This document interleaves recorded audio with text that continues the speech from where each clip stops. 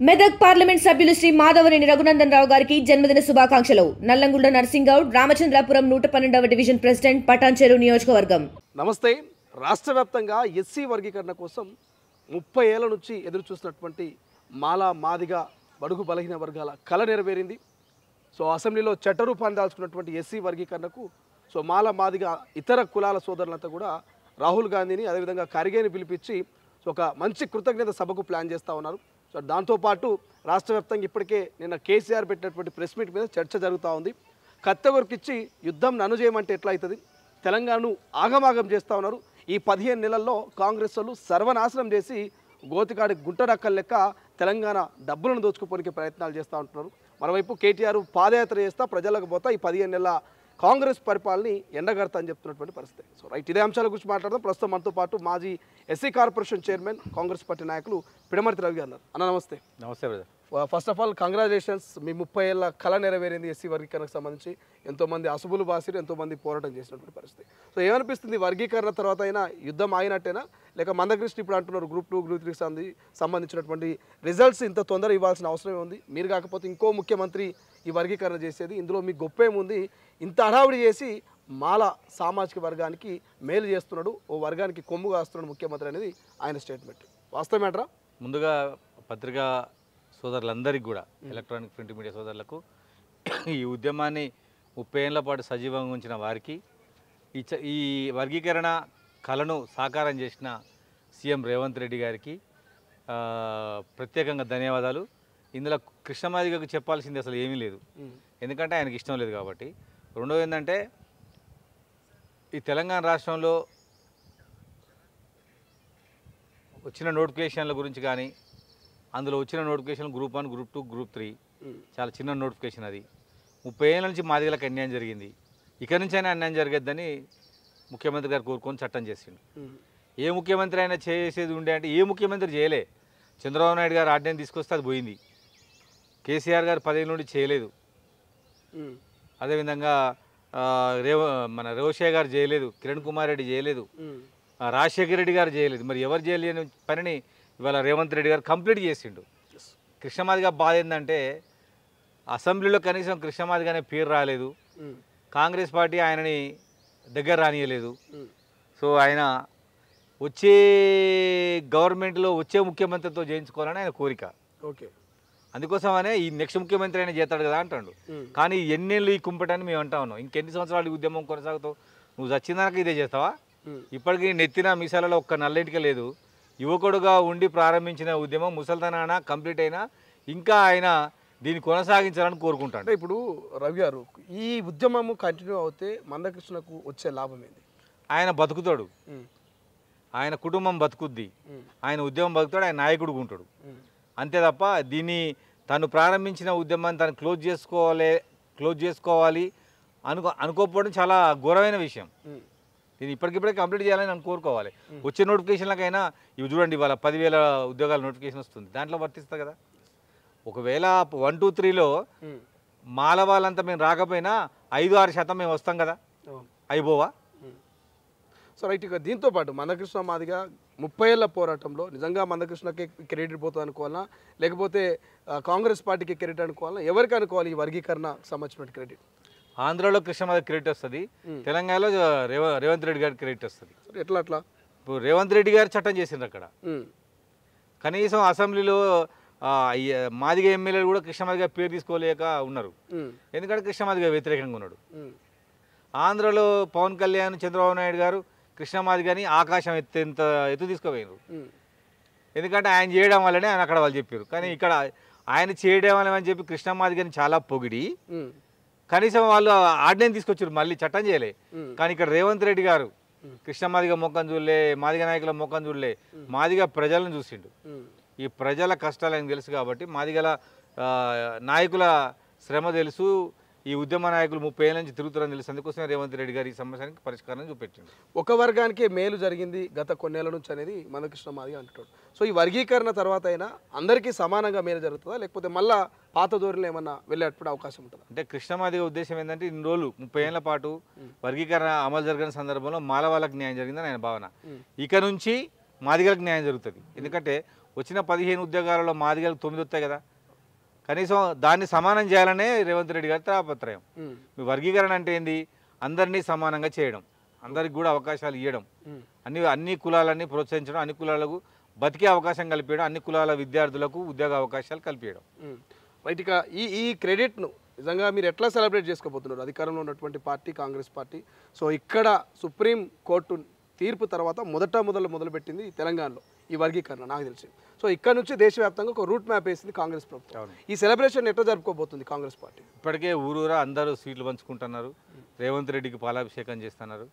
తర్వాత వచ్చే నెలలో ఒక పెద్ద భారీ బహిరంగ సభ పెట్టి ముఖ్యమంత్రి రేవంత్ రెడ్డి గారు ఏమంటుందంటే, రాహుల్ గాంధీ కనుక వెనుదట్టకపోతే నేను ఈ పని చేయలేకపోదును అన్నాడు. కాబట్టి రాహుల్ గాంధీ గారికి కృతజ్ఞత సభ, దానికి గెస్ట్గా ఖర్గే గారు వస్తారు. పెద్ద భారీ బహిరంగ సభ, 10 లక్షల టార్గెట్ పెట్టుకున్నాము. 10 లక్షల మంది తీసుకొచ్చి రాహుల్ గాంధీ కృతజ్ఞత చెప్తే, రేపు వచ్చే గవర్నమెంట్లో రాహుల్ గాంధీ ఇంతమంది వచ్చినందుకు భయపడి బీజేపీ వేరే రాష్ట్రాలు చేస్తానని మేము అనుకుంటున్నాం. కాబట్టి పెద్ద ఎత్తున దీని ఉత్సవాలు చేస్తాం. మేము వస్తారా? 10 లక్షల మంది జన సమీకరణ సాధ్యమంటారా? అంటే 10 లక్షలు అంటే మేము 50 లక్షల మంది ఉంటాం కదా, 10 లక్షలు అంటే మాకు జస్ట్ 20%. ఓకే, అది ఖచ్చితంగా వస్తారు. ఇది వచ్చేటోళ్ళందరూ కూడా కాంగ్రెస్ పార్టీ అండ్ మాదిగలు, కాంగ్రెస్ పార్టీలో ఉన్న మాదిగలు వస్తారు. కృష్ణమాదిగకు వచ్చిరనుకోండి, జనసేన, బీజేపీ, టీడీపీ, ఎంఆర్పిఎస్ 2 రాష్ట్రాలు, మాకు ఒకటే రాష్ట్రం కదా, మాదిగలు కాంగ్రెస్ ఇద్దరమే మేము. ఓకే. సో దాంతోపాటు తెలంగాణ వ్యాప్తంగా రాష్ట్ర రాజకీయాలంతా కూడా వేడెంతున్నాయి. ఎండలు ఎట్లా ముదురుతున్నాయో రాజకీయాలు కూడా అట్లే ఉన్నాయి. సో రీసెంట్గా కేసీఆర్ నిన్న కొన్ని కామెంట్ చేసిండు. కత్తి కొరకు వచ్చి యుద్ధం నన్ను చేయమంటే ఎట్లా, కేసీఆర్ అన్న మీరు రావాలి, కేసీఆర్ అన్న మీరు రావాలని అంటున్నారు, నేను ఎట్లా రావాలని నన్ను ఓడగొట్టినాక అని అంటున్నాడు. నిజంగానే ఈ 15 నెలల్లో కాంగ్రెస్ పార్టీ విధ్వంసం చేసిందా, అభివృద్ధి చేసిందా? తెలంగాణ విధ్వంసం చేస్తే ఎన్నో రూపాల్లో కనిపిస్తుంది కదా నీకు. అది కేసీఆర్ చేసినటువంటి ఆర్థిక అరాచకాలు ఇవాళ కాంగ్రెస్ పార్టీ ఇవాళ ప్రభుత్వము దాన్ని సరి చేసుకోలేకపోతా ఉన్నది. కేసీఆర్ కుటుంబమే కదా మొత్తం బాగుపడ్డది తెలంగాణలో.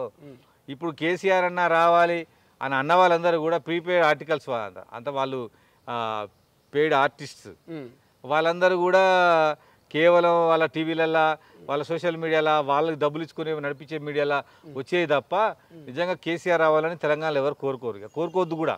అంత ఒక పెద్ద నాయకుడు అయి ఉండి తెలంగాణ ప్రజల సొమ్ము తినడానికి ఆయన నోరెట్లు వచ్చిందని అడుగుతా ఉన్నా. మొత్తం వాళ్ళ కుటుంబం దగ్గరనే ఉన్నాయి ఈ తెలంగాణ పైసలన్నీ కూడా. ఈజీగా అందరి దగ్గర కలిపితే 1,00,000 కోట్లు వెళ్తాయి వాళ్ళకి, అంత తిన్నారు వాళ్ళు. వాళ్ళని మళ్ళా తిరిగి తీసుకురావడం ఏంది? వాళ్ళు ఒకప్పుడు వాళ్ళ పరిస్థితి ఏంది తెలంగాణ ఉద్యమానికి ముందు, ఇప్పుడు వాళ్ళ పరిస్థితి ఏంది చూడండి. కాబట్టి అటువంటి రానివ్వకూడదు వాళ్ళని. కానీ వాళ్ళ హైదరాబాద్ తోటి కాంగ్రెస్ ఇల్లు గులుస్తూ ఉన్నది, నీళ్ళు ఇస్తలేదు, పంటలు ఎండిపోతూ ఉన్నాయి, ఓవైపు ఉద్యోగాలు లేవు, వాళ్ళ అరిగోసపడతా ఉంది తెలంగాణ అనేది కేసీఆర్. మొన్న సాయంత్రం 2,000 ఉద్యోగాలు నియామక పత్రాలు ఇచ్చిండు రేవంత్ రెడ్డి గారు. కేసీఆర్ 10 ఏళ్లలో 50,000 భర్తీ చేయలేకపోయాడు. కానీ ఈయన ఒక సంవత్సరంలోనే ఉద్యోగ నోటిఫికేషన్ దాదాపు 52,000-53,000 ఉద్యోగాలని నియామక పత్రాలు ఇచ్చారు కదా. ఈజీగా 1,00,000 ఉద్యోగాలు ఈజీగా ఇస్తాడు రేవంత్ రెడ్డి. అదేవిధంగా కేసీఆర్ ఇక మళ్ళీ రావాలనుకోవడం కళ తెలంగాణ, రావద్దు కూడా అటువంటి వాళ్ళు. మళ్ళీ వచ్చినా వాళ్ళు ఒక మనిషికి టైం ఇచ్చేది లేదు, వాళ్ళు ఒక మనిషిని కలవనిచ్చేది లేదు, ఈ ప్రజల్ని బతకనిచ్చేది లేదు వాళ్ళు. ఇప్పుడు సింగిల్ లార్జెస్ట్గా అంటే ఎటువంటి మద్దతు లేకుండా, ఏ పోటీ లేకుండా మేము ఖచ్చితంగా అధికారంలోకి వస్తామంటా ఉన్నాడు కదా. అంటే నిజంగానే పొత్తు లేకుండా భవిష్యత్తులో కేసీఆర్ అధికారంలోకి వచ్చే ఛాన్స్ ఉందా? అసలు మొన్న పార్లమెంట్ ఎలక్షన్స్లో 0 సీట్లు కదా, అసలు అభ్యర్థి పెట్టలేని పరిస్థితి. వచ్చే ఎన్నికల నాటికి అసలు టీఆర్ఎస్ పార్టీకి అభ్యర్థి ఉంటారా లేదన్న కాడికి వస్తుంది పార్టీ. రేపు లోకల్ బాడీలో ఏం జరుగుతుందో చూడండి, మొత్తం 0 అయిపోద్ది టీఆర్ఎస్ పార్టీ తెలంగాణలో. ఇప్పుడు బీఆర్ఎస్ హయాంలో మీరు కూడా కార్పొరేషన్ చైర్మన్గా చేశారు. సో ఇప్పటికి మీకు ఏమైనా వ్యత్యాసం కనిపిస్తుందా? ప్రతిపక్షంలో ఉన్నప్పుడు, అధికారంలో ఉన్నప్పుడు బీఆర్ఎస్ వ్యవహార శైలి, కేసీఆర్ వ్యవహార శైలి కావచ్చు, కేటీఆర్ వ్యవహార శైలి ఏమైనా మార్పు కనిపిస్తుందా మీకు? వాళ్ళు మారండి, వాళ్ళ అహంకారం, దొరల అహంకారం వాళ్ళది. వాళ్ళు అధికారం వచ్చినప్పుడు ఒక తీరు, అధికారం లేనప్పుడు ఒక తీరు ఉంటారు. వాళ్ళు 10 ఏళ్ళలో ఎవరిని కలిసింది చెప్పండి, వాళ్ళు 10 ఏళ్ళలో ఎవరికి సాయం చేసింది చెప్పండి. వాళ్ళ కుటుంబానికే కదా, వాళ్ళ కులానికి, వాళ్ళ కుటుంబానికే కదా. అది ఓన్లీ ఒక కుటుంబం సెంటర్. అది కేసీఆర్ కుటుంబం సెంటర్గా అధికారం నడుస్తుంది. ఇక్కడ ఒక్కరు ఉండరు. రేవంత్ రెడ్డి గారు ఉన్న 10 మంది మంత్రులు ఉంటే 10 మంది సెంటర్లు ఉంటాడు. 10 మందితో 10,000 మంది అట్లా నాయకులుగా ఉంటారు. ఇక్కడ ఏమండి, కేసీఆర్ చెప్పండి, కేటీఆర్ చెప్పండి, లేకపోతే కవితకు చెప్పండి, హరీష్ రావు చెప్పండి, సంతోష్ రావు చెప్పండి, అలా తప్పచ్చి ఇంకో మనిషి ఉన్నాడు కాడ. ఆడ ఉండేది మొత్తం కూడా కేసీఆర్ తర్వాత ఉండేటోళ్ళందరూ కూడా కావాలి కుక్కలాడ. అంత మనుషులాగా చూడరు వాళ్ళని, కుక్కలాగా చూస్తారు వాళ్ళు. గేట్ నుంచే బయటికి పోవడం, మంత్రి కూడా గెలవకపోవడం, అట్లాంటి మనుషులకు ప్రజాస్వామ్యంలో వాళ్ళకి చోటు ఎక్కడ ఉందండి? వాళ్ళు గెలవనిస్తారా? మనసును ముట్టుకొనిస్తారా? వాళ్ళతో మనం గెలవనిస్తారా? వాళ్ళు ఎవరైనా ఈ ప్రజలకు సంబంధించిన పథకాలు ప్రవేశపెట్టి వాటిని అమలు చేస్తారా? అంత దొంగల కుటుంబం అది. వాళ్ళని రావద్దు మళ్ళీ వాళ్ళు తెలంగాణలో. కేటీఆర్ పాదయాత్ర చేస్తా ఈ 15 నెలల కాంగ్రెస్ విధ్వంసాన్ని ప్రజలకు ఎక్స్ప్లెయిన్ చేస్తా, ప్రజలకు ఇంకా మా మీద నమ్మకం ఉంది, అధికారంలోకి వస్తామంటారు. కేసీఆర్ పాదయాత్ర ఎట్లా చూస్తారు మీరు? అసలు కేటీఆర్ పాదయాత్ర చేయడానికి నైతిక ఎక్కడిది? 10 ఏళ్ల పాటు మొత్తం తెలంగాణ ప్రజల సొమ్ము దోసుకున్న వ్యక్తి. అసలు ఒక హీరోకు ఉన్నటువంటి ఒక రాజకీయ నాయకుడు ఉన్న లక్షణాలు లేవు. ఆయన సినిమా హీరోలాగా చేస్తూ ఉంటాడు. ఆయనకి ఏమున్నా చెప్పండి. ఆయన ఏం చేసింది తెలంగాణ సమాజం కోసం? తనకంటూ జీవితంలో ఈ తెలంగాణ ప్రజల కోసం ఆయన చేసిన పని ఏందో చెప్పమనండి. ఒక మినిస్టర్గా ఉన్నాడు, పార్టీ వర్కింగ్ అంటే మీ ఫాదర్ ఏమో పార్టీ ప్రెసిడెంట్, ఆయన వర్కింగ్ ప్రెసిడెంటా? ఎవడొస్తాడండి మీ ఏమిటి వర్కింగ్ ప్రెసిడెంట్? దళిత ముఖ్యమంత్రి చేస్తాడు. ఎంత మోసం చేసి ఒక ఎస్సీని ఎందుకు వర్కింగ్ ప్రెసిడెంట్ చేయరు వాళ్ళు? ఒక ఎస్టీని ఎందుకు చేయరు? బీసీని చేయగలరు? నీ పార్టీ, నీ కులం, నీ కుటుంబం ఎవరు వస్తారండి వాళ్ళకు? తెలంగాణ ఉద్యమం అంటే అందరం కలిసి పనిచేసినాం. ఇప్పుడు కేవలం కుటుంబమే ఉంది అక్కడ. కానీ ఈ పాదయాత్రతోటి మార్పు వస్తుంది. ఈ పాదయాత్రతోటి ప్రజలకు మేము క్లియర్గా ఎక్స్ప్లెయిన్ చేస్తాం. 6 గ్యారెంటీలు కావచ్చు, లేకపోతే ఇచ్చినటువంటి హామీలు కావచ్చు, చేసినటువంటి ఇప్పటి వరకు ఉన్నటువంటి 1,52,000 అప్పు కావచ్చు, ఎక్స్ప్లెయిన్ చేస్తాం. వచ్చే సంవత్సరానికి ఏప్రిల్ 1 స్టార్ట్ చేయం రాదు?